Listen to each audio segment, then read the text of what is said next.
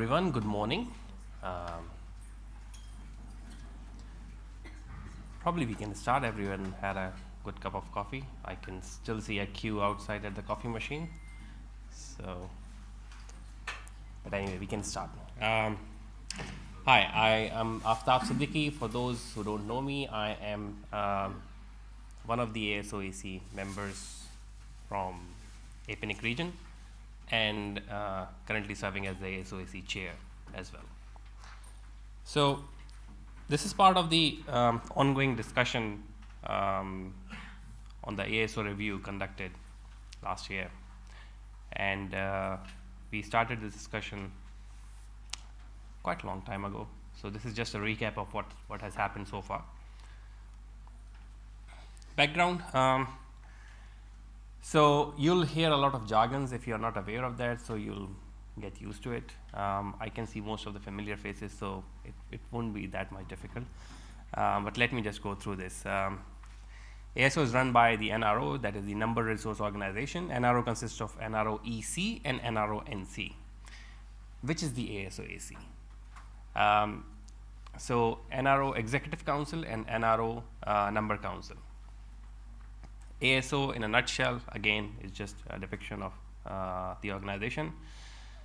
There are misunderstandings, and that's why it was highlighted in the review as well.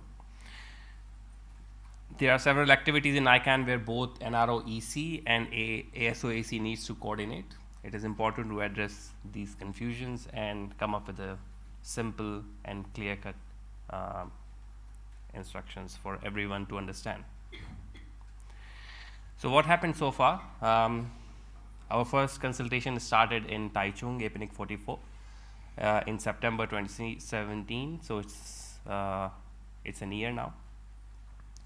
APNIC EC appointed myself and Izumi Okitani as working group co-chairs. And they formed a working group and they appointed us as co-chairs. We conducted one session, and then we conducted a session in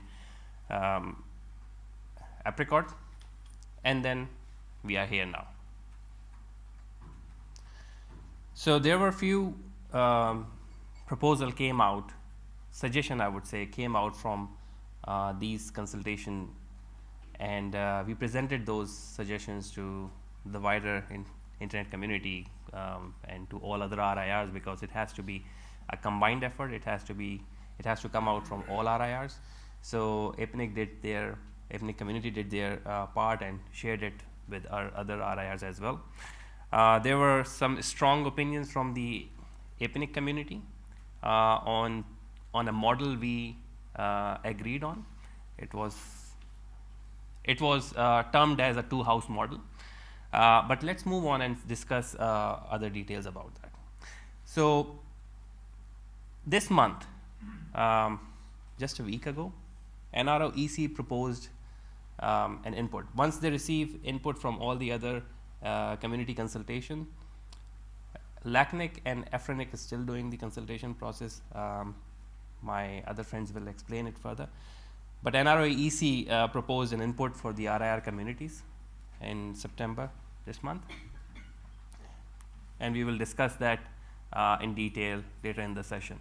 So this is just a quick recap of whatever we have done as part of the working group.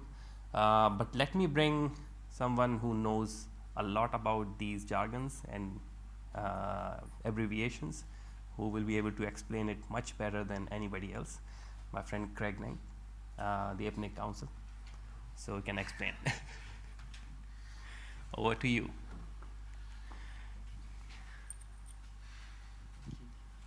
Thank you, my friend, Aftab. Good morning. My name is Gregg. I'm APNIC's General Counsel, so I'm a lawyer.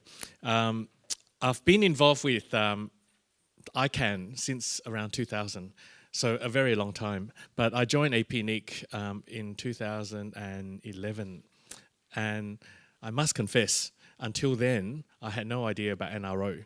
I learned about NRO, and because I'm a lawyer, I had to go and study the MOUs of the ASO MOU, the NRO MOU, to actually understand what the hell all these different acronyms meant, because it was super confusing even for a lawyer. But having spent a lot of time reading and understanding the difference between NRO-NC, NRO-AC, EC, ASO-AC, ASO, IANA Review Committee, I just want to spend some time, and some of you know it intimately well, but some not so well. The purpose of this really quick background explanation is to make sure that everyone is on the same level playing field, so we all understand what we are talking about.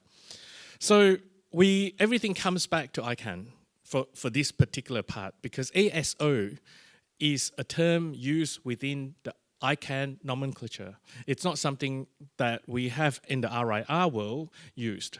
So why have we called? Well, why does there exist this thing called ASO?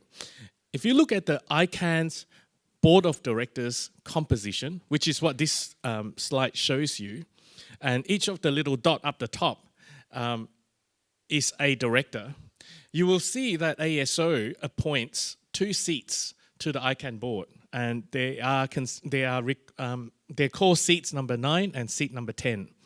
We've got Ron here. Ron is number 9, number 10, number 9. Number 9. Sorry, we can just call him number 9 from now on. And Akinori, who used to be APNIC chair, occupies seat number 10 of the ICANN board. So you can see that ASO sits here on the ICANN board, 2 seats from ASO, 2 seats from GNSO, 2 seats from CCNSO.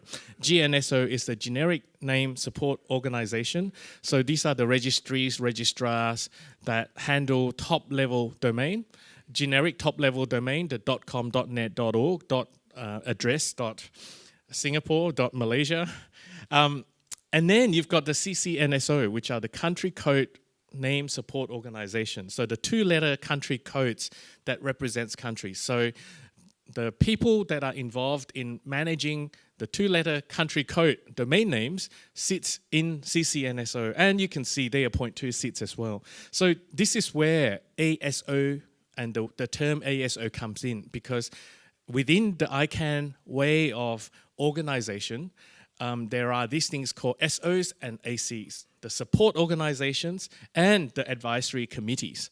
So ASO is one of the 3 support organization, SO, and there are a series of advisory committees, the Government Advisory Committee, Root Server, Stability, Security and Stability. So these are all ACs, at large advisory committees. So SOs and ACs are what we are talking about.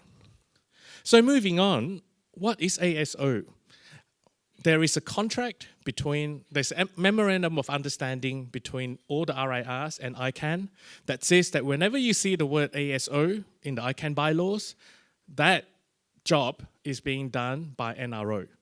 So ASO equals NRO. So whenever you see ASO, you can substitute it and replace it with NRO. It's the same thing. So what then is NRO? There is another MOU. There's an MOU between the 5 regional internet registries, the 5 RIRs, that says that NRO comprises of 3 components. The first one is the NRO EC, the NRO Executive Council. Then you've got NRO NC, the Numbers Council, and you've got the Secretariat. So those of you who are involved, there's an election tomorrow for one of the seats of the NRO-NC. So NRO-NC is also the same as ASO-AC. It's exactly the same thing. NRO-NC equals ASO-AC. And there are 15 members of this council, 3 from each region. And under the agreement between the NRO MOU, it says that each of the region can have their own way of selecting and electing their own 3 members to the Address Council, the ASOAC, or the Numbers Council if you like. So in the APNIC region, we have AFTAP as a community elected. We have Brajesh as the community elected. Okay, who's our third? And we have Henry from Indonesia as the Executive Council appointed. So in each of the region, the 3 members are typically of them, of the three, two are elected by the community and one selected by the board or the executive council in APNIC's case. And we've got an NROEC up there, and that comprises the 5 CEOs of the RAARS. So if you look at NRO and the composition of NRO as it sits today, it comprises that 2 houses that we are talking about. The registry house, the 5 RAARS, and the community house, which represents the community members selected or elected by the community. So this is what the NRO is. So the NRO-NC, ASO-EC being exactly the same thing as you know, since the beginning of time, well, 2000, according to the ICANN bylaws, perform really 2 functions, 3 in effect, but really 2. The main function is to coordinate global policy development process. So there are currently 3 global policy that has gone through this system, and that's the IPv4 policy, IPv6 policy, and the ASN policy. So these are the 3 global policy that has gone through each of the region and then managed and gone through the ASO AC process. But the other kind of more recurring job of the NRO NC, ASO AC, is the selection of the 2 board members. So if you look at the workload of the ASOAC and the NRO-NC for a very, very long time, because there are not many global policies that actually go through, we've had 3 and we've probably had only that 3 for a very long time, the main job of the NRO-NC and the ASOAC has been the selection of the 2 board members. So every year there's a process for the selection of one of those members, seat 9 and 10. You can see here that there is a subsidiary sort of job of providing advice to the ICANN board on matters relating to numbers. So that's what the ASOAC, when they're appointed, that's what they do. But that changed about 2 years ago. So you would all have heard about the IANA stewardship transition. This is the transition of the power of the, so before 2016, the ICANN's performance of the services that delivers the internet, the coordination of the internet functions, the names, the numbers, the protocols, was managed by ICANN through a contract with the US government. In 2016, that contract expired and was not replaced by US government. It was replaced by contracts with the community. So this is the US government ceding power over the internet, although if you ask the US government, they say that they've never exerted that power, they've never exercised the power, but nevertheless, there was that contract between ICANN and the US government for the provision of the services. The provision of those services now are replaced by contracts with the community. So in the case of the IP address, the numbers community, that's been replaced by a contract between ICANN and each of the 5 RAARS. So that changed. But along with the change of the stewardship transition, there were also new powers given to the community because the government, the US government, when it gave up the power, says that I'll only give up the power if ICANN can be more transparent and accountable to the community. Because I'm worried that if ICANN doesn't transform itself to be a more open, transparent, and accountable organization, then it could be hijacked. It could be taken over by government, by different bodies that they don't like to. So a condition of the US government giving up its power over ICANN was that the community is given more powers, us. And that power is called the empowered community. So the empowered community then comprises decisional participants. That means that decisional participants has rights and powers to deal with some of the issues around ICANN. So things that we don't like about what ICANN is doing, there are powers given to the empowered community through the 5 decisional participants. So ASO, us, is one of the current 5 decisional participants and part of the empowered community. And ASO exercises this power through a collaboration, agreed process, sharing of power between the NRO-NC and the NRO-EC. So these additional powers that's been granted is exercised in an agreed way through a set of guidelines and procedures that's been established for about a year about how these powers are exercised. And this is what that document looked like. There is a document currently in existence, currently in effect, called the ASO Procedures for Empowered Community Powers. This document, which is available at the ASO website, aso.icann.org, shows very clearly how in relation to each of the powers given by the community through the ICANN bylaws, how that is exercised as between the two houses of the NRO. The registry side by the NRO-EC and the community side through the NRO-NC. So it's a sharing of power, it's agreed, this is currently in effect. This document, I think, was drafted last year by the chairs of the EC and the chairs of the NC at the time, and I think the chair of the EC was John Current from Aaron, and the chair of the NC was Felice. And has gone through the legal process. So Michael here, my colleague from Aaron, Athena from RIPE, we all went through this document to make sure that it passes the legal test. So this is the document that's currently in existence and at work. So what are the additional powers we're talking about? We're talking about the power to remove individual directors. So the concept is that if we can appoint Ron to the board, should we have the power to take him back and say we don't want him anymore? So that is one of the power. Sorry, we won't do that. Yet. Buy me a coffee. We also have the power to remove the entire ICANN board. If they do something seriously wrong, one of the powers that's given to the community, you, me, and the names community, the generic names, the government, that those bodies that forms part of the empowered community, we have the power to recall the entire board. I mean, there's threshold voting and all that sort of thing. There's a process, but the power is there. The power to reject ICANN budget, ICANN's operating plan, ICANN's strategic plans.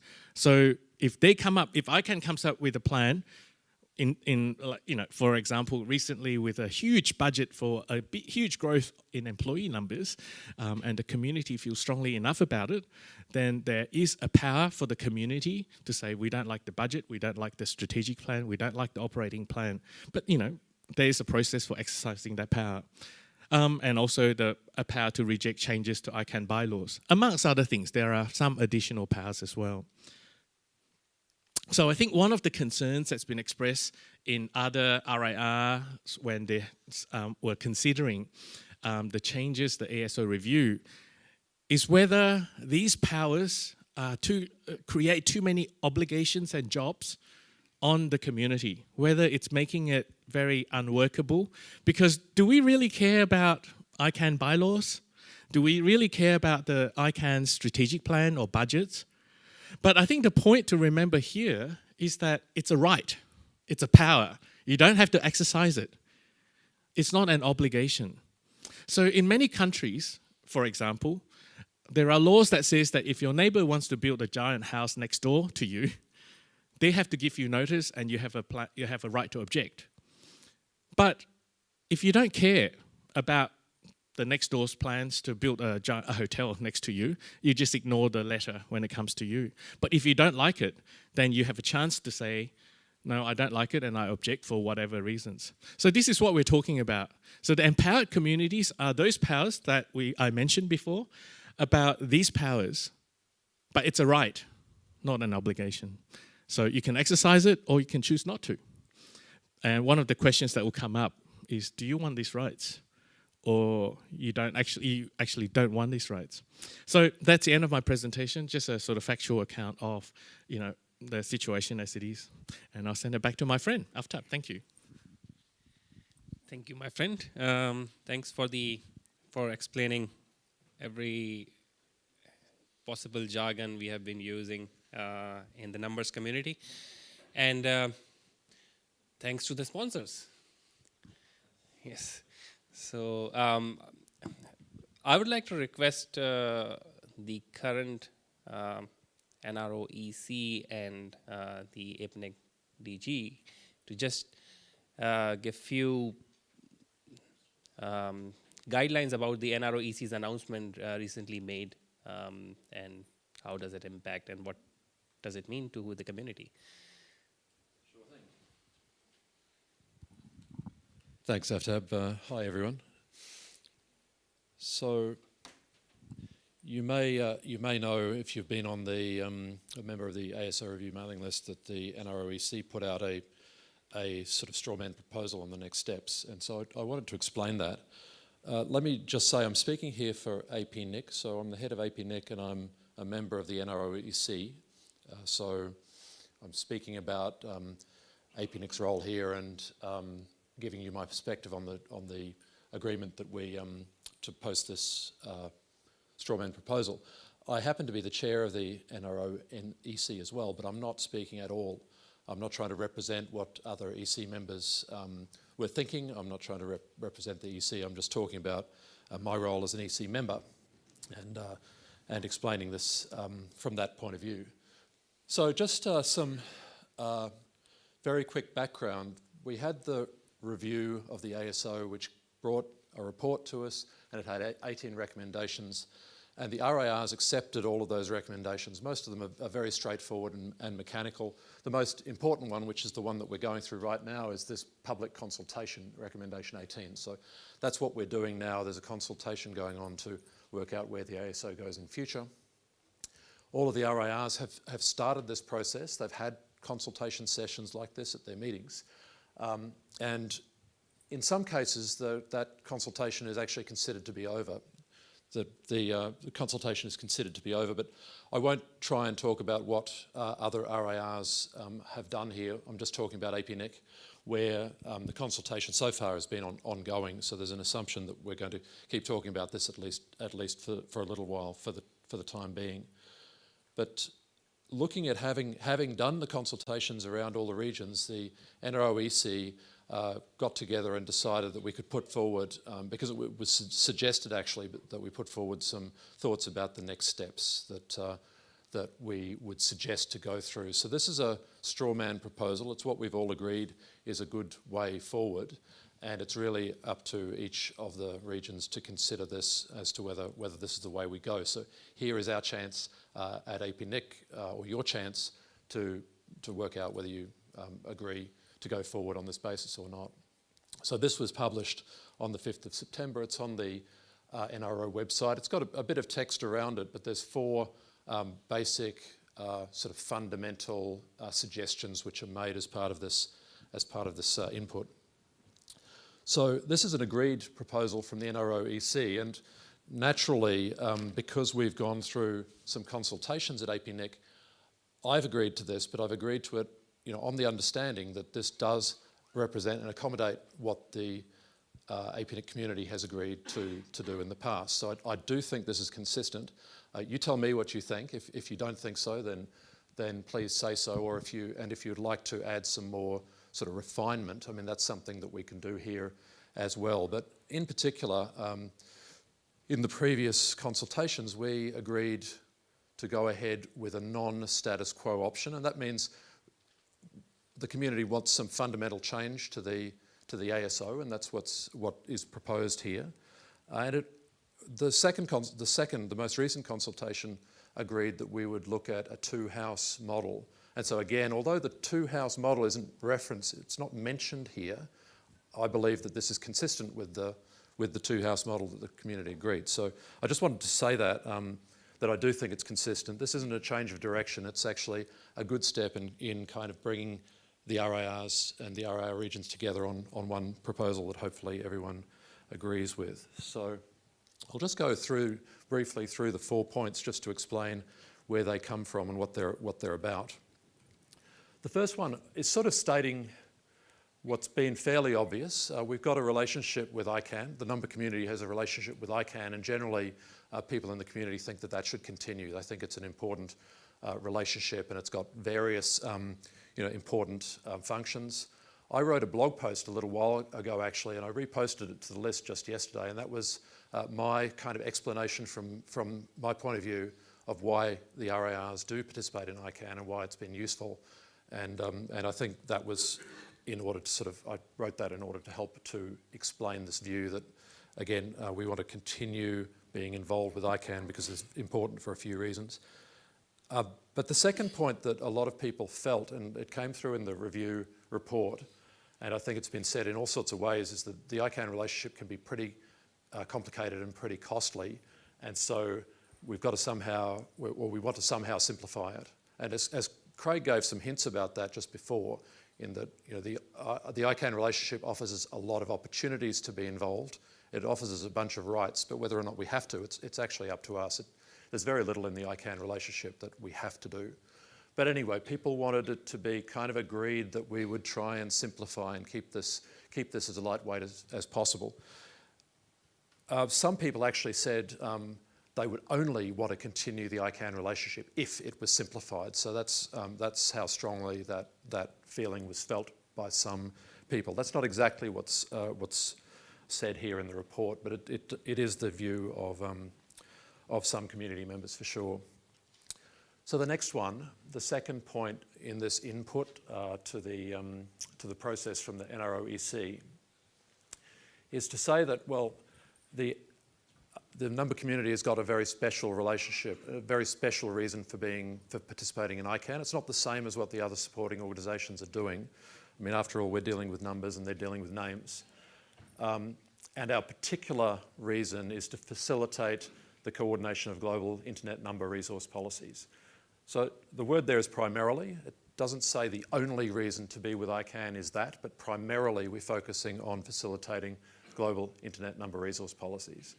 And so then it follows that we should be careful, again, in appraising what we're doing with ICANN to make sure that that primary focus is maintained, and we should be prepared not to do things which are outside the scope. So as I said before, that's pretty obvious. We don't have to do anything with ICANN. We should be prepared to decline things that lie outside the scope of that relationship. Again, I think it's important that this sounds like it's a direction. It's not a directive, though. It's not, what's being said here is not to say we must only do number community things and we must decline everything that is outside of that. It's really setting a direction that primarily we're doing number community related activities, and we should be prepared to decline things outside the scope. Okay, the third one's about the main point of the ASO review in a way, which is that the ASO has kind of got some complexity around it, NRO, ASO, AC, EC, etc., etc.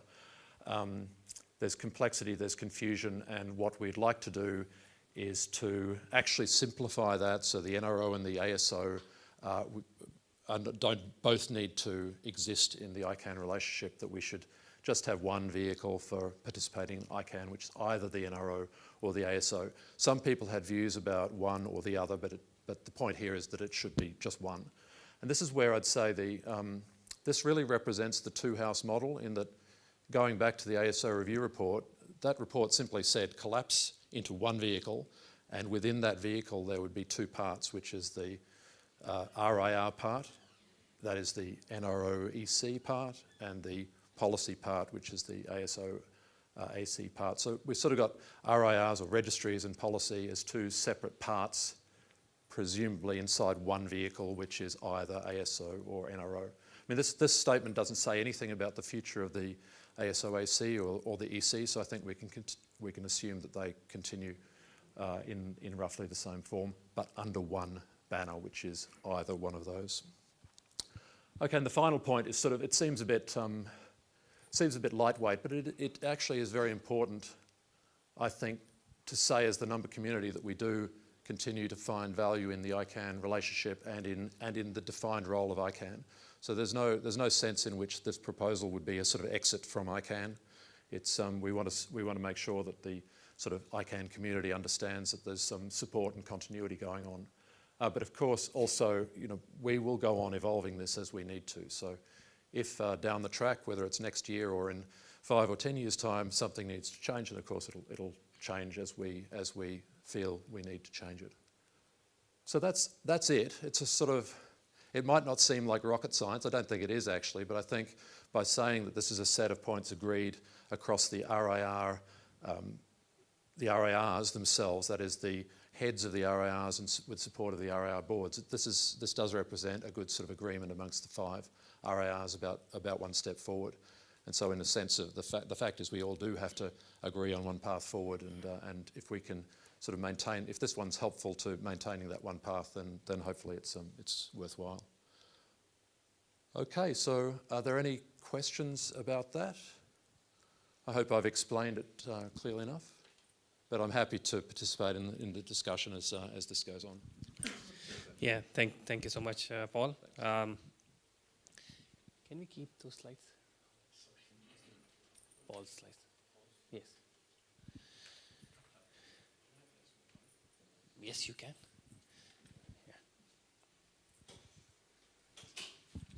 Sorry, just a small comment. It seems to me that what we have at the moment actually constitutes the two-house model. But what I think probably needs some change is that in the operating procedures that I showed you just now, the procedures about the sharing of the power between EC and NC, NRO-NC and NRO-EC, so whenever another community starts something, so they say we want to recall the board, it triggers a set of actions within the ASOAC, and it uses the term must. And so it sets off this chain of reaction that people in the ASOAC must do and the EEC must do. I wonder, just speaking for myself as a community member here, is whether that could be simplified by injecting a go, no-go decision in there in the beginning or towards the beginning, so that instead of actually triggering this set of actions, which I think would be considered, which I think is what the other communities in the RIR will consider to be burdensome and cumbersome, whether that can be simplified. If you have a go, no-go in the starting point where the community or the EC says, actually, we don't, so the community says, actually, we don't care about this. And the EC says, actually, we don't care about this. Then our action stops there. Then it might actually reduce a lot of the workload. But I think at the moment it actually says, you have to do this, you have to do this, you have to do this. So anyway, just food for thought. Well, thank you, Gregg, for highlighting a very important point. This is part of our discussion. This is what we're going to emphasize a lot. Before I give an open mic, just give me 2 minutes just to explain. This ASO Review working group, we have few people who are very, very enthusiastic and would like to bring some positive change to this whole review process, and they have been contributing a lot for last 1 year. You can see that I'm the only one standing here. My fellow co-chair, Izumi, is not here, but she's online. I mean, she has the best reason and best excuse in the world not to attend this meeting, and so I can't complain at all. So, but to facilitate this discussion, myself and Izumi discussed it internally, and then we reached out to the APNIC EC, and we requested to appoint another working group co-chair to facilitate in our ongoing discussion. And I would request Simon, and he has accepted this role as well. So he will be facilitating the discussion from here. So he has been participating in the working group session during the period. So this is open mic now. Share whatever you like to share. I will, please go on the mic and say it. Mic is there.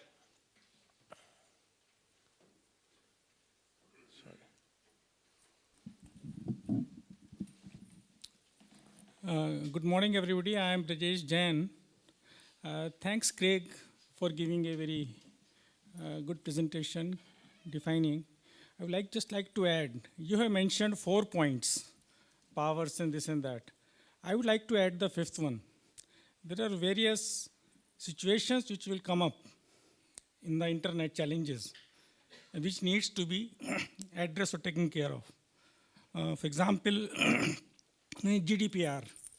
In the previous ICANNs, that appeared to be very limited discussion.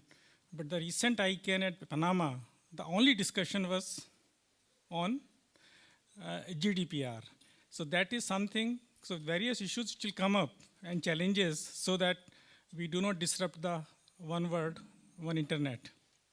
And on the second part on Paul's presentation, it is very well summarized. But the only question is that this part of the burden. The burden is felt when an ROENC member, what he is told when he is looking for the applying or being selected. So if it is known and told that this is one of the functions in addition to number matters, in any case, ICANN constitutes of two ends, names and numbers. So number constitute to be a very important function, and accordingly in the empowered community and decision participants, due role has been given to ASO along with the other communities. And my last comment at this moment is, yes, the interaction has to continue.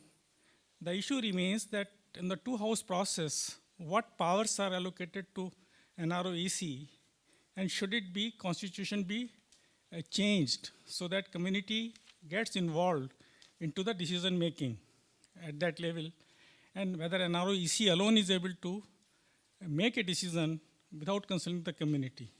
Thank you. Okay, thank you, Brajesh Jain. Perhaps I'll just give me 1 minute for that. So these are the 4 input points given by the NROEC. And as Paul clearly said, this is not a decision, it's just an input for further discussion for the community. And I'm really thankful to the NROEC for giving a good direction so that we can consolidate and conclude our discussion moving rather than going into circles. So it's good. I'm really thankful to them. I'll be commenting on this here as a working group co-chair. And we had a preparatory meeting with the working group yesterday. And we came up with few points as a response to these input by NROEC. So in number 1, it was very clear. In the very first meeting in Taichung, it was a very clear message from the community that the numbers community would like to have a relationship with ICANN. So there is no doubt about that. And it was ratified by the APNIC EC as well. And so we totally agree on point 1. There is no ambiguity at all. It was clear from the very beginning, and we would like to restate that today as well. So on point number 2, I'll just wait here and give time to Parhasa. Good morning, everyone. I come on to this mic after having attended the session in Johannesburg ICANN meeting last year, where Paul and Felix had co-chaired ASO review, where the presentation by the agency which was doing the review, ICANN review, had given. So there were 19, I think, points. 18 were straight away accepted. The 19th point was the sticking point, right? Where it was desired that we must have an organization, the ASO, to be more representative. That was the sense which I got during those discussions that day, right? Now, thereafter, the EC decided to go in for the non-status quo model. And when it said non-status quo model for the APNIC community, it meant that we are ready to go in to evolve further and go in for changes, right? So keeping this in view, I joined the mailing list for ASO review, and I gave certain suggestions based on the inputs. I have also seen the input which is shown on the screen, as well as also read through the post by Paul, where he lays down the complete history of relationship of RIRs with ICANN. So keeping all this in view, I feel that the suggestions which I gave in April this year still stand to good reason. Probably they might be tweaked a little more as the discussions go forward. So towards that end, let me just read out the suggestions so that it becomes a little more clearer to the people who are present in the room. A decision has been taken by Ethnic EC to go in for non-status quo model for maintaining relationship with ICANN. A question has arisen in some forums whether we should maintain relationship with ICANN. I would answer that by saying that no matter how limited our interaction or relevance within the ICANN is or perceived to be, it should not impinge in any way of maintaining our current level of relationship. Any decision to move away from the overall umbrella of ICANN would lead to possible instability of RIRs. This issue needs far more thought and discussion and cannot be decided in haste. We need to maintain or increase our interaction with and relevance within ICANN community. So here the point one gets addressed to a large extent, right? Next, at the present instance, there is a need to make a representative model for future ASO. The inescapable condition we need to keep in view is that the options of models proposed must have both, that is community support and organizational support. The elected members carry the will and the needs of the community, while the organizational support carries with it the experience and wisdom of the organization. Both are essential for making a truly balanced representative model. We need to ensure that the will of the community is incorporated in all decision-making committees. We also need to keep the financial impact of the proposed model at current expenditure levels or lower. Third, role and responsibilities of the elected nominated NRO representative needs to be defined at the community level. There should be a formal mechanism for the NROs to collect community views, perform a policy liaison role with the other RIRs, finalize community views for taking up at the ASO, and thereafter disseminate information received during ASO meetings to the community. Having stated the basic terms of reference, I suggest that we may look at the following proposed two-stage model. Stage 1, at the respective community level of each RIR. Point 1, 2 or 3 elected members of NRO or 1 nominated members as per the respective RIR needs. So it is status quo, whichever way the RIR feels it can nominate or elect its members. The DG of the respective RIR community. Third, method of functioning. The 3 elected nominated members will elect a chair amongst them. They will internally discuss the issues of the community for taking up or issues being brought to the notice during the meetings of the ASO AC. Once they have formed the community view, the chair will discuss with the DG to factor in the organizational inputs and experience. Jointly, they will arrive at the community response on the issue under discussion. The DG may bring the finalized response to the notice of the EC for further inputs. This finalized response will stand to scrutiny of any representative standards. Stage 2. At ASO level, we can now look at a strawman model proposed during ASO review in Kathmandu. Have a 2-house model. Firstly, 1 house of all NRO members as hitherto. No change in structure or functioning. The main focus will be on global policies. Secondly, the second house consisting of NRO EC to also have the 5 respective NRO chairs as its members alongside the DGs of the RIRs. These 10 members to further elect and nominate 2 co-chairs, that is 1 from the NRO chairs and 1 from the DGs. The 2 co-chairs should be of different RIRs. The main focus will be on operational issues. The above organization structure will ensure a fully representative, seamless structure for any decision making or interaction at RIR/ICANN level. There will be no financial impact. So this is a suggestion which I had mooted in April. Some bit of discussion took place, but nothing moved much forward. So I lay this in front of the House to further discuss as to how we can go about it or tweak it and arrive at a workable model. Thank you. Thank you, Mr. Farhar. Clay, just give me 1 second. So as I said, we had a preparatory session yesterday, working group preparatory session yesterday. And we reviewed this input from the NROEC.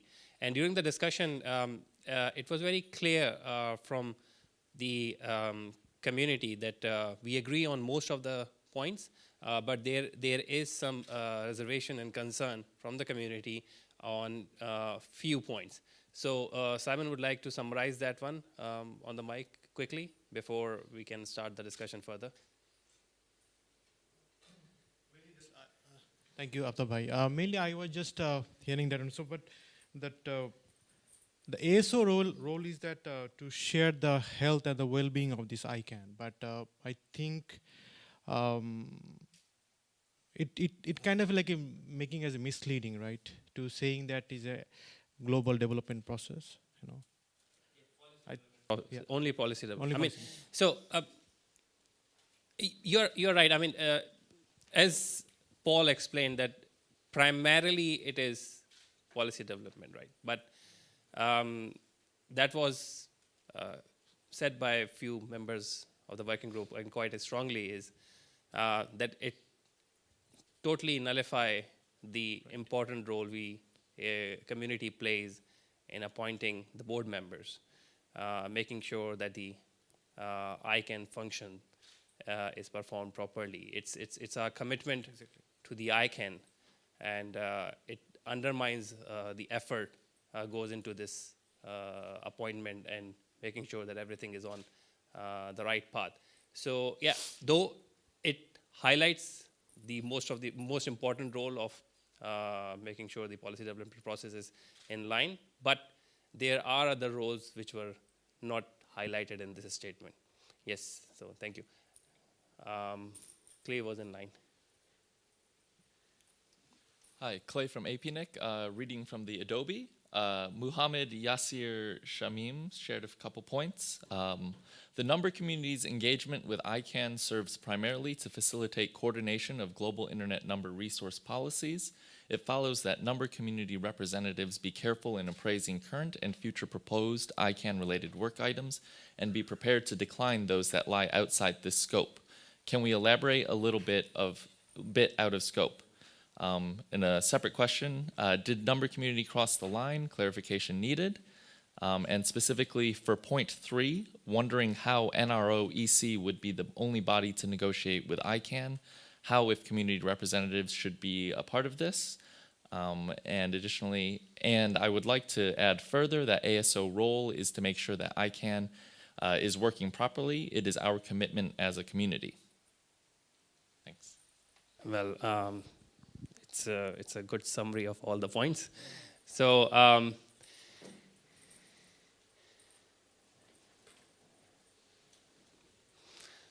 Ron would like to comment on something? Not on the last comment, so I don't know if you want to respond to that first. Go ahead first. Okay, well, first of all, Ron Silva, ICANN board. One of the two ICANN board members on behalf of the numbering community. So I'm very familiar and very intimate with all of these issues, both from the ICANN perspective as well as from the numbering community. Thank you for allowing me to be here. It's a delight to be in the APNIC region. I don't come here very often, and I'm very thrilled to be here. So with that said, I just want to comment briefly on the scoping question, which is which activities should the ASO be engaged with? Is the scope broader than the interests of the ASO? And I raise this in a different way because you know, when I joined the ICANN board, my goal was to understand the naming business and who the players are, what the issues are, what, you know, how business is conducted, who, you know, what are the major things they're wrestling with. And one of the things that I found that was very interesting coming from the ASO community is seeing the CCNSO community. Because like the ASO, all of their policy work is done outside of ICANN. They have a lot of governance and a lot of work that they do all around the world, just like the IRs do. And they're, in fact, grouped and organized similar to the IRs in 5 geographies. But they have that same conflict. They have this question of how much work should the CCNSO do? How should they engage with the empowered community workload? What things are in scope and relevant and interesting to them? So there's like the very same type of questions I think the ASO is asking. And so I point that out because perhaps it'd be valuable for the ASO and the CCNSO to compare notes on these and establish best practices between them on how to, measure the right level of engagement that's appropriate for these communities that are very different than the rest of the ICANN community that is specifically focused on general names. So. Yeah, thank you so much for a very important point, Ron. Gregg? Thank you. I wanted to respond to a couple of points raised by Brajesh and Perha. I think the first point that Brajesh raised was in relation to changes, future changes. The One World, One Internet, privacy, all these things. And I guess it kind of falls back to the empowered community because what we're talking about is at some point when ICANN may seek to change its bylaws, to expand its scope or reduce its scope, do we care? And do we want a say? Because that is one of the powers given to the empowered community. So that's point one. Point two is in relation to the division of power, if you like, within the ASO/NRO. And I point you to that operating procedures document because that document clearly defines the role of the NRO-EC and the NRO-NC. And it has an elaborate process of consultation. So there is nothing that, from memory, in the operating procedures that says that when the community is exercising power, they have no say or no voice in it. So the whole reason for being of the operating procedures is a process of accountability between the so-called two houses. And actually, talking about the two houses, I think I prefer community house as opposed to policy house because that's really what it is. On the one side, you've got the community headed by the ASO/AC, chaired by you. So I don't think we need to replicate that system because that's what you do in the community. And there is, I think, a good division of the powers and consultation between the two. So I guess what I'm saying in summary is that what we should do is actually focus on that document and how that document is phrased. And if you don't like the division of power, the input sits in that document where that could be adjusted. Just like I suggested that we adjusted a go, no go into that document so that any process can be abridged or shortened if it's something that doesn't relate to us. Thank you. Yeah, thank you. You pointed out very well. One point is when we, in Taichung, when we discussed the two-house model, people, we got a lot of comments saying, well, you're trying to create something new, which is absolutely incorrect. This is the current situation. There are two houses. Don't call it houses, call whatever you like. Two groups, there are two groups performing some overlapping and some independent duties. And the whole idea is to address the overlapping issues. So there is nothing wrong calling it two houses. There is nothing wrong calling it whatever you like. But there is a reality. There are two groups working within the ASO, and they have a very distinct role. So, yep, Clay. Hi, Clay again, APNIC from the Adobe. A question or comment from Fahad Khan. As per last discussion in Kathmandu, ASO-AC consists of 15 members and NRO-EC comprising of 5, as per now. I would like to ask if there is any proposed number of ASO Policy Council and ASO Registry Council members as per the new two-house strawman structure. And a point also from Muhammad Yasir Shamim. Looking forward if moderator or someone answer the point number 3. And just to refer back to point number 3, Muhammad wrote, for point 3, wondering how NRO EC would be the only body to negotiate with ICANN, how if community representatives should be a part of this. Okay, yeah. So I deliberately didn't answer that because it is part of the question answer on my presentation. So Yasser, if you're listening, I'll come back to that. Don't worry. During yesterday's discussion with the working group members, we came up with few questions for the community to respond to.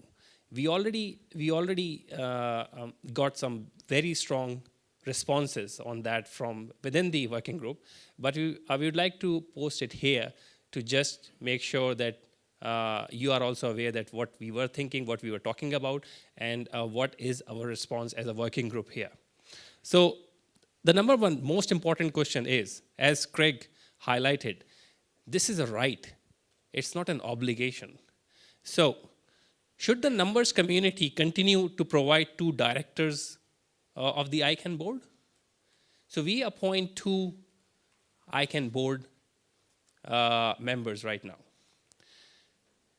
And as somebody also said, it is our commitment to the ICANN saying that we are committed to make sure that the ICANN as an organization is working and functioning properly. It is our obligation to the community, not to the ICANN as an organization, that we make sure that the whole internet ecosystem is intact. And this is our bit in doing so. But if we are talking about reducing our role, if we are talking about limiting our position, limiting our role, so should we be concerned about appointing ICANN board members? I mean, you can comment openly on this point. Yes, we should continue to provide 2 directors for the ICANN board. As the first point which we were discussing earlier, we live in an internet environment in which ICANN forms an important part. Similarly, as numbers community, we also form an equally important part. There's no way which we should say that we are anything less, right? So if that is so, then it makes abundant sense that we should form part of all decision making, policy making on anything internet across the world, because technology is changing, laws are changing, countries are coming up with different views. And that's a good opportunity where we are able to gather a lot of information as well as influence policies or pass messages to the various governments.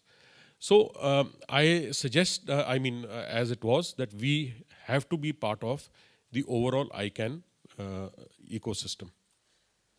Okay, thank you. Is there anyone who doesn't support this statement, I would say? Because I can confirm one thing, that we had this overwhelming response from the working group participants saying, well, there is no question about that. And the statement was, well, I thought we already agreed on this a year ago in Taichung, so why we are again talking about it? So, but anyway, just to make it clear to everyone in the community, and just to make a statement from the APNIC community side, is that yes, we would like to do this. If you still have a opposing argument, please come on the mic and say it. Anyone? So it could be the yes and no answer could be a bit misleading in terms of saying that we are imposing something. It's not. It's an open discussion. If you think otherwise, please come and say it right now, or on the mailing list as well. Simon? Oh, Brajesh. I think Brajesh Jain here, you already clarified that on the mailing list as well. So I just wanted to raise that, whether that opportunity is available to the community or not. Thank you. It is always available on the mailing list as well. Dr. Govind. Thank you. I think why this question arises, why we should not continue as a members of the ICANN board. Because ICANN consists of names and numbers. The number community should be there represented in the board. So the yes and no question, as you said, is a misleading kind of thing. And we should be representing, representative should be there in the ICANN board from the members community. I support that. Yeah, so thank you so much. I didn't want to quote anyone, but that was the statement came out yesterday, that why even we are even talking about it. So thank you, Dr. Govind, for confirming that on the mic as well. Clay, you want to go forward? Hi, Clay again, APNIC Adobe. Izumi Okutani wrote at Fahad, so in response to Fahad, there's not yet a specific proposal on number of members of the two houses. There was an idea shared in Taichung that we keep the numbers the same, but no agreement on that. Oh, sorry, Izumi. She said no need to read that out now. Okay, but that's... Well, Getting response from BDNOC community team in the BDNOC Facebook site. Yes, the first answer of the question, yes, we need, obviously. okay, thank you, Simon, for sharing that. So we don't have any opposing comment on this one, right? So it's, again, we would like to exercise this right here. So question number 2 is, should the numbers community continue to be part of ICANN's empowered community? So the overview given by Gregg on the empowered community, it's a different body. So do we have a role in the empowered community? So it goes to the same argument that we made a commitment to the ICANN as a community that we will make sure that the organization is working properly. And if we have to remove someone, why we shouldn't be removing anyone, but if we have to remove a board of directors, if we have to remove all the board of directors, if they are not performing well, if we don't agree with their strategic planning, if we don't agree with their financial planning, it's our right to exercise that as well. So, and that is the whole reason why we are part of empowered community. And the operating procedure came. They were. I mean, it was a very long discussion on the ASO AC and NRO EC side. Few members from both houses had multiple meetings and went to the legal councils, and they had their deliberation and came up with this operating procedure. It is very well defined and explaining everything. We agreed on it last year. So removing this right now doesn't make any sense. And this is what we agreed in the working group is, at one point we are saying, okay, fine, we have the right to appoint the board of directors, but okay, let's limit our scope and remove us from the empowered community. Or we would like to stay on the empowered community, but we don't like to appoint anyone on the ICANN board. I'm pretty sure they both go hand to hand. So they are quite linked together. So if you have made a commitment to make sure that ICANN's health and well-being is intact, then it should be that you perform both duties. It's, again, a right, not an obligation. I'm going to say that again and again, Gregg. So, Simon, you want to say something? Again, from some of the so yes, obviously yes, because ICANN maintain this multi-stakeholder model, and where community is the main power, we can bring someone in the board, and we can remove someone from the board also. So obviously yes. Okay, Pablo. Just a couple of things, and it is about voting members of the board, which ASO has, and for example, the advisory committee representatives in the board doesn't have a voting right, which is something to clarify. The next thing is, if you remember, the empowered community was kind of bundled into the IANA transition process.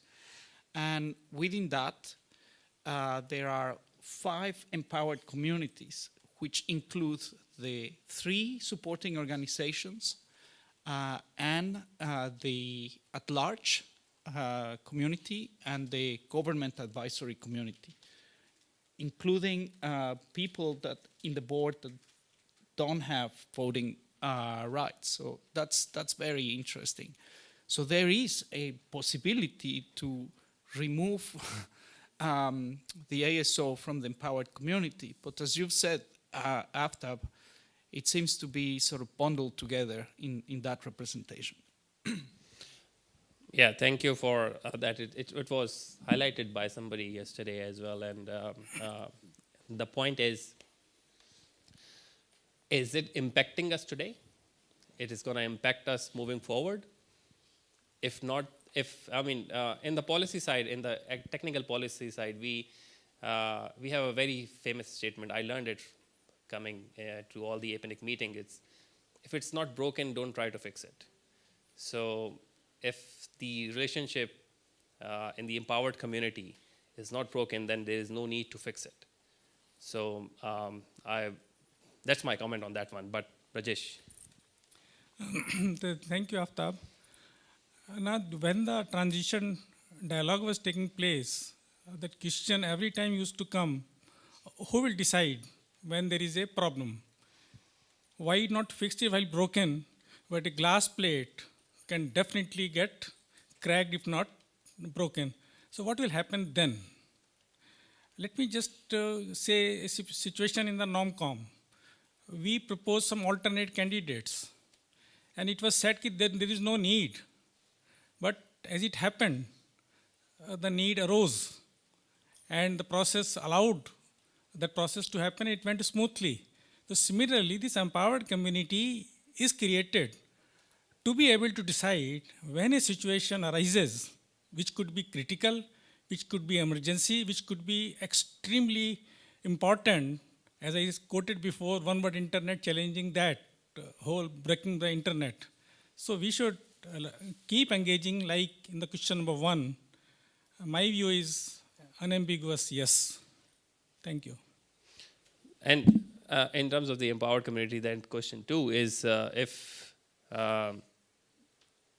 we are not exercising our right today, it doesn't mean that we are not going to exercise it forever. We may end up using it, right? So if you still have any objection or a different opinion on this one, please share it on the mic, Adobe Connect, and still you can share it on the working group mailing list or even the PolicySec mailing list or on the APNIC Talk, wherever you want to share it. Please do so. Number 3, that's the point raised by Yasser Clay, right? Point number 3, right? So, yep. When engaging with ICANN, the number community should do so in the name of what? Do you say using the name of or representing one of those? Using the name of. Thank you. Yes.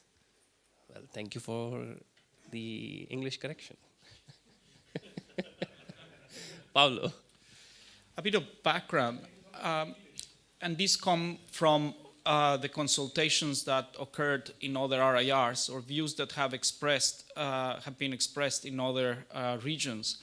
And this is also part of the NROEC input. And there is this opinion that in order to clarify things, some argue that the best way to do it is to remove the name ASO and just have NRO as the interacting body with ICANN. This can be a thing that might be easier for the RAR communities, but that might be interesting from the ICANN perspective, having ASO as a third supporting organization of ICANN. So the question here would be whether you care about the name, whether you think about sort of one or the other as more appropriate? And what is your opinion around that? And it's strictly the name, not the function. It's just about the name in order for it to help with the clarifying the historical confusions. As the starting slide of Gregg was NRO-NC, ASO-AC, and NRO-EC, and NRO-NC is equal to ASO-AC. So these are these create confusion. So that was the whole point. Which should we have one name so that we can get rid of all the ambiguities, and what should be that one name? Remco. Good morning, everyone. My name is Remco Vermook. I'm a board member of the RIPE NCC, not speaking on behalf of the RIPE NCC, of course, but having had a long time experience engaging with ICANN, I think in order to be effective as a part of the ICANN, the wider ICANN community, I think it is very important for us to identify in a way that they understand. And I'm saying this because for most members of the wider ICANN community, it is already very hard to understand that numbers exist in the first place, because they're very, very, very, very busy dealing with names and legal battles about names and intellectual property and more names. So trying to push them into understanding that what they've understood to have been the ASO, and which is in like a million different graphs around the planet about ICANN, that is actually the NRO, would actually create more confusion and end up in us being less efficient. So I don't care what we call ourselves internally, and I think we've called ourselves NRO internally for a very long time, but for representing the number community to ICANN, we are known inside ICANN as the ASO, and trying to change that is not going to do anyone any service. Yeah, thank you, Remco. The thing is,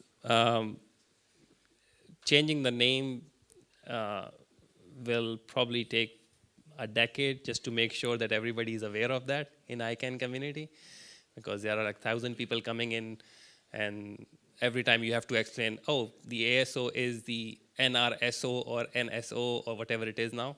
So from the community's perspective, it was very, I mean, there was some strong opinion on that one, but I'll come to that, Brajesh, after that. Thank you, Aftab. Brajesh here.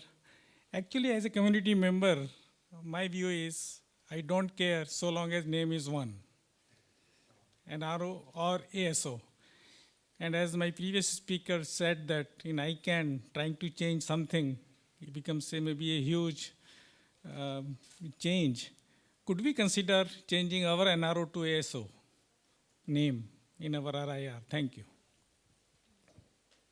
Okay, that's a good point. But from the community's perspective, as Remco said it clearly, we don't care.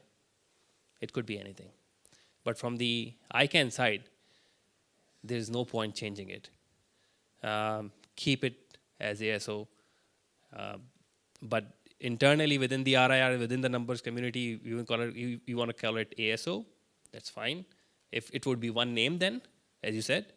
But if you still want to call it NRO, that's fine. But then again, it doesn't solve the problem of too many jargons and too many abbreviations coming up every now and then. And then, so now you have to explain that EC is not empowered community. It's executive council. So, so it's rather than just keeping it simple. There's a famous meme saying that keep it simple, stupid. So just keeping it simple. Clay, you have any comment from the? Yeah, two comments. I'm not sure if this one's for sharing, but since I'm up here anyways, Gaurab says, let's call it RIRO. And then Muhammad Yasir Shamim I would like to comment as the keywords NRO and ASO ambiguous in terms of role, so why not to change it when the two-house model gets mature, just my point of view, like number organization. Oh, and then Izumi Okutani is now writing an additional observation in addition to the two names ASO/NRO. The fact that there are ASO AC and NRO EC are there, but both are currently referred to as ASO seems to be causing confusion by the rest of ICANN community. They have a hard time figuring out which body to talk to and what role each body plays, ASO AC, NRO EC. Yes, thank you. So the name is not the problem. The problem is a bit further away from it, and we are trying to solve it with the name. So name doesn't make any difference. It's like who to talk to is the main problem. So if we just say that, okay, fine, ASO, nothing wrong with it, just stick with it, move on and fix the real issue, then that should be the case moving forward. So from the community's perspective, it was very strong. From the working group's perspective, it was a very strong opinion that we don't care. As long as it is one, we don't care. Whether you keep it NRO, you keep it ASO, but as highlighted by Remco very well, don't try to change it within ICANN. It will create more problem rather than solving any. So if it is ASO in the numbers community and ASO in the ICANN, we are absolutely fine with it. So in this one, I would still vote for don't care, but still it should remain ASO. Now the last one. That created a bit of discussion yesterday in the preparatory meeting. And before I comment on that one, I would like to hear opinion from others. So this came out of the NRO EC's statement, input statement, and that was point number 3, I believe, just to be clear.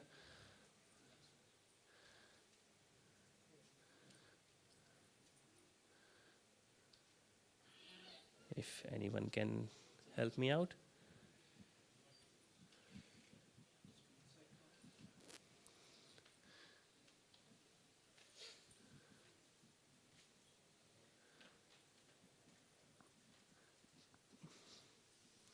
Yes, number 3.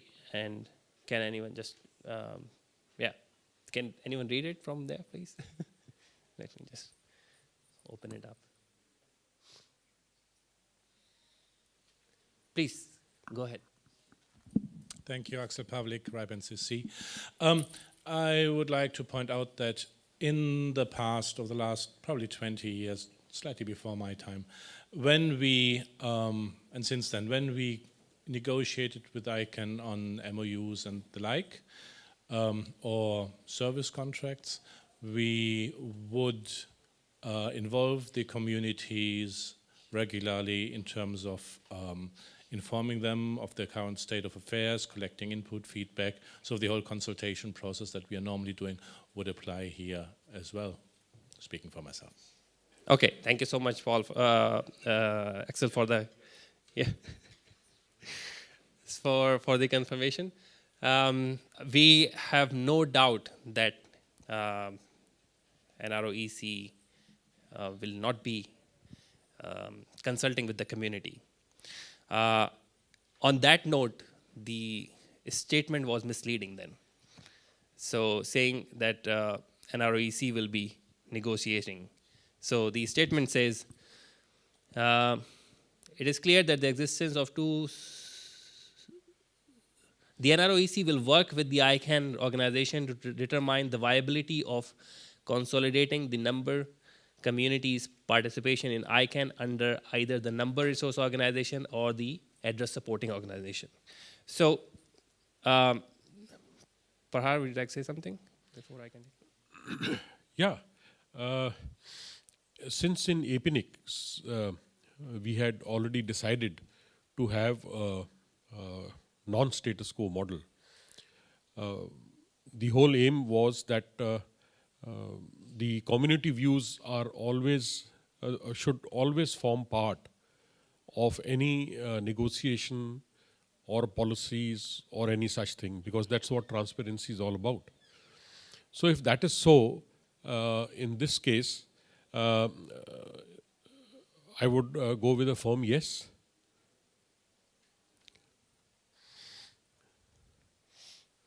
So community representatives should be there. So who are the representatives? NRO EC. Like I had gone, like if you go back to my suggestion, is that in every community, the 3 NROs work out a chair amongst them. And the chair and the DG, they together form the community representatives, because the chair will carry the community. Chair among who? Whom? The 3 NROs. Three, like within APNIC, Okay, we've got okay. 3 So we NRO. have 3 NRO NC members within NRO within NC the APNIC members. region. Yes, okay. So amongst the 3 NRO NC members, we select one chair. The 3 decide amongst themselves who is going to be the chair. Okay. That chair and the DG, because like I said, it is important, it is imperative that the community views are there. So Because DG that's what is yes. DG is de facto And NRO EC member right now. Yes. The DG carries the organizational experience and inputs. So together, the policy or the framework that they will make would have the community representation as well as the organizational representation, thereby making the suggestion or recommendation or whatever it is, a truly representative of the whole community. Okay, thank you. Rajesh. Actually, I would like to support this because when the discussion takes place, for example, between NRO EC and the ICANN, there are many issues which come up on the spot. And sometimes a decision on the spot has to be taken, which may be actually a I would not say trivial, but of a less importance, and there will not be time enough to go back to the community. So hence, if there are community representative part of that discussion, for example, 5 NRO EC presently, and 5 more will enter in this thought or model which is there. So there will be 10 people who will be among them able to participate. In any case, they will also need to come back to the community on matters of criticality or matter of importance. But many decisions they will be able to take on their own, and community will be participating in such a discussion. Thank you. Okay, thank you. Remco. Good morning, Remco from Oak again. This time with my RAARS board member hat firmly in place. I would suggest to clarify this in a way that any negotiations on the contract or the SLA between ICANN and the 5 RAARS should really only be conducted by the chief executives of those 5 RAARS. Of course, taking community input into account, but getting a 6-way agreement in place and renegotiating a 6-way agreement is already complicated enough without adding any more parties to that discussion. So I would strongly suggest that if we're going to have wider discussions and direct community involvement on discussions and negotiations with ICANN, we clearly do not do those on either the contract or the SLA. Thank you, Remco, for providing input on that one.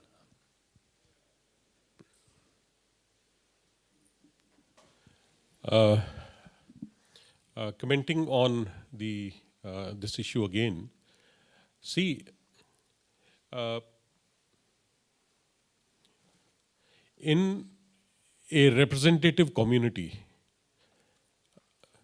like what the RAARS are, they are made up of community members, right? Now, to say that we exclude them and only the executive form part of the negotiations, like I said, it is just the chairs, not too many people involved. And if they are together in it, then I feel the representative model is much better. You have got the community support as well as you've got the organizational support. Just to add to that one is the members of Chris team were from the community.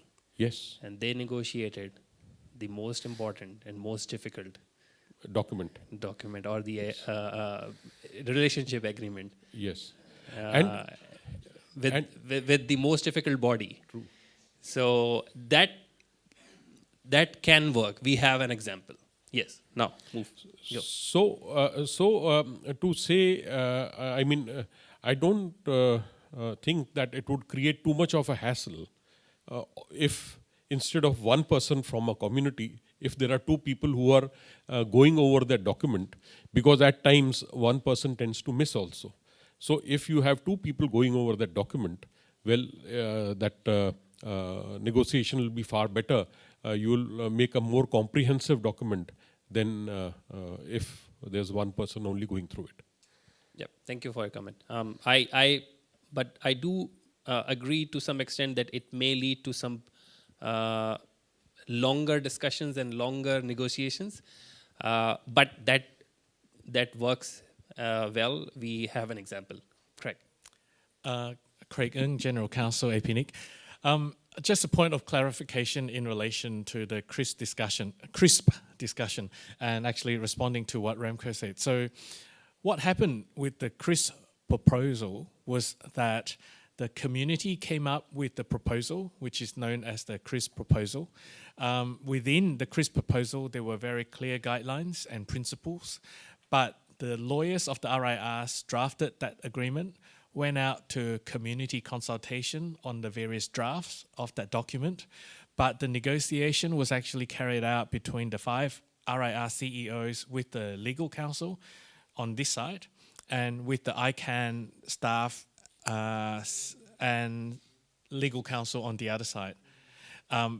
So the community was involved in the setting up of the principles, but not the negotiation of the actual contract. But the community had input in the draft of the documents along the way. So let me clarify. My serious apologies if it is not clear. We are not saying that we want to be on the table when we are discussing with the ICANN legal staff and writing it down and discussing the nitty-gritties. We are saying we should be part of that discussion when you draft a proposal, moving forward, submitting it to the ICANN. So it's not like that we want to be, or the community wants to be in that room where you are having a discussion with the ICANN legal staff. It's similar to what CRISP did, is some guidelines that this is what community wants to do, agree on something with the NROEC, and then of course they can move forward and do it with the legal staff of the ICANN. Is it clear now from? Yeah, I hope it is clear, because I'm simply trying to clarify. No. Because I mean, good that you pointed out that there was an ambiguity. So I'm clarifying this as well. Because I think the way the CRISP proposal worked and the signing of the SLA coming up from the CRISP principles was actually a good model of doing it.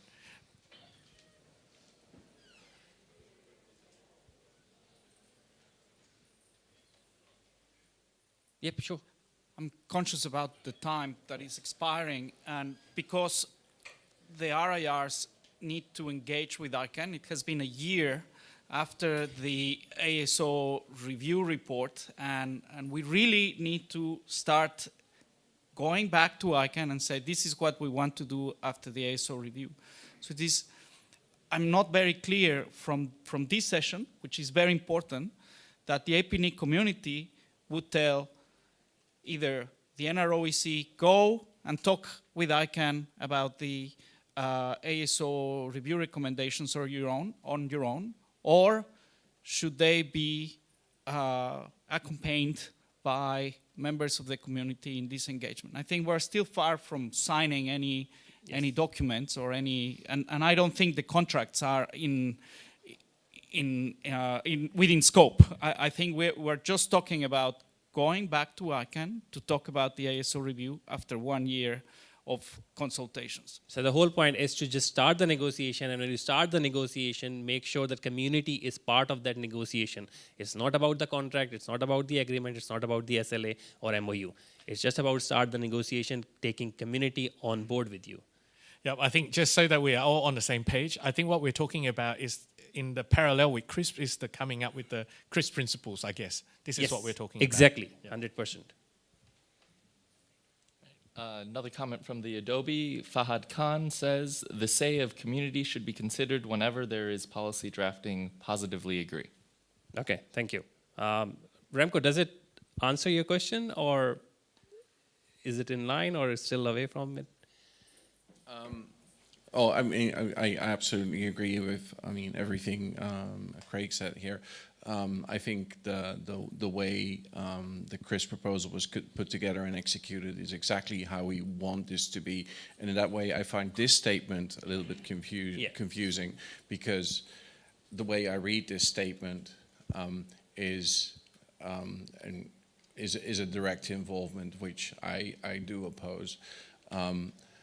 But having, of course, the voice of the community heard as part of the input that goes into the negotiations, that goes without saying, as far as I'm concerned.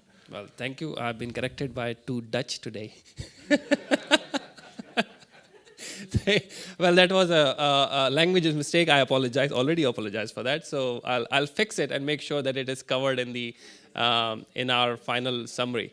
So, yeah. So just because we already ran out of time, that was the discussion we had. If any final comment, just last 2 minutes. Otherwise, coffee will be gone. You can go first. It's still being typed.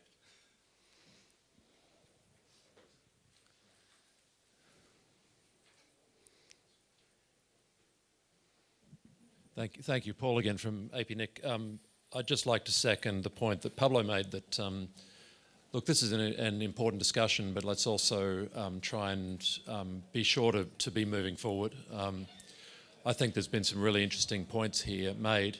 I think it would have been nice, if there probably isn't time, it would have been nice actually to have been able to put the questions asked up into an online poll like we did in a couple of other sessions where people could put their views in, and we'd get a better sense of the room, because I think that at least would be a nice thing to be going on with. But if there's no time for that, then maybe we could actually do some polling on the ASO review mailing list very quickly after this, like maybe from lunchtime today we could set something up. I will and actually get some more concrete input from the community, so that there's a more sort of recorded way forward. Thanks. Yeah, thank you, Paul. I will sit with a wordsmith after this so that the wording is absolutely correct, and I'll send a poll on the working group mailing list during the lunchtime.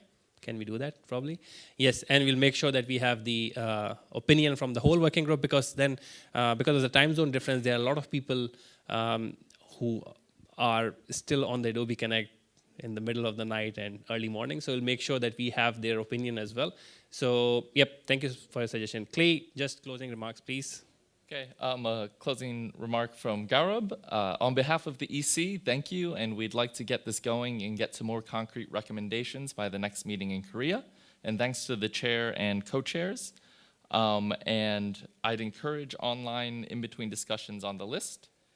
And +1s from Awal and Izumi on the idea of online poll. And it may be worth to do some work online. And Fahad Khan also +1 poll. Thank you. Dr. Govind, need to wrap up, please. Thank you, Aftab.